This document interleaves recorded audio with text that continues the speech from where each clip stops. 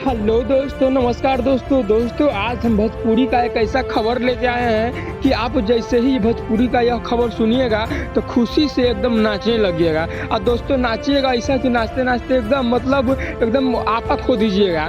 दोस्तों हम ऐसा खबर आपको अभी बताने वाले हैं कि खबर के सुनकर आप सच में नाचने लगिएगा और एकदम खुशी से झूम उठिएगा। लेकिन दोस्तों खुशी क्या है, खबर क्या है, दोस्तों मैं आज की इस वीडियो में बात करने वाला हूँ।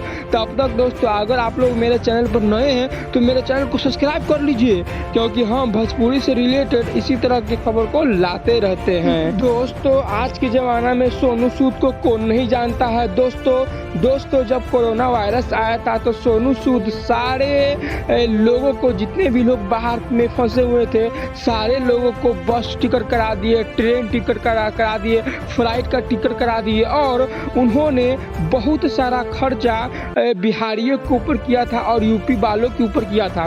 दोस्तों आज सोनू सूद को कौन भूल सकता है। अगर कोई बिहारी कहता है कि हम सोनू सूद को नहीं जानते हैं तो वो आप समझ जाइएगा वो पक्का बिहारी न होगा, वो पक्का कहीं ना कहीं दूसरा राज्य से आकर वो बिहार में एकदम रहता होगा। दोस्तों आपको पता होगा दोस्तों, हाल फिलहाल सोनू सूद एक इंटरव्यू दिए हैं शुभंकर मिश्रा जी को। दोस्तों अगर आप लोग यह ब्रॉडकास्ट देखे होइएगा, इंटरव्यू देखे होइएगा तो आपको सारा बात का पता आपको चल गया होगा थोड़ा मोड़ा। लेकिन दोस्तों आज के इस वीडियो में हम बता देंगे कि सोनू सूद एक ऐसा खबर लेके आए थे, एक ऐसा बात बोल दिए इंटरव्यू में कि पूरा भोजपुरी इंडस्ट्री एकदम डरा हुआ है, पूरा का माहौल एकदम डरा हुआ है, कहीं ये आ गया तो मामला गड़बड़ा जाएगा। दोस्तों सोनू सूद बोले हैं कि हमारा फिल्म पवन सिंह और खेसारी लाल के साथ बहुत ही जल्द आने वाला है।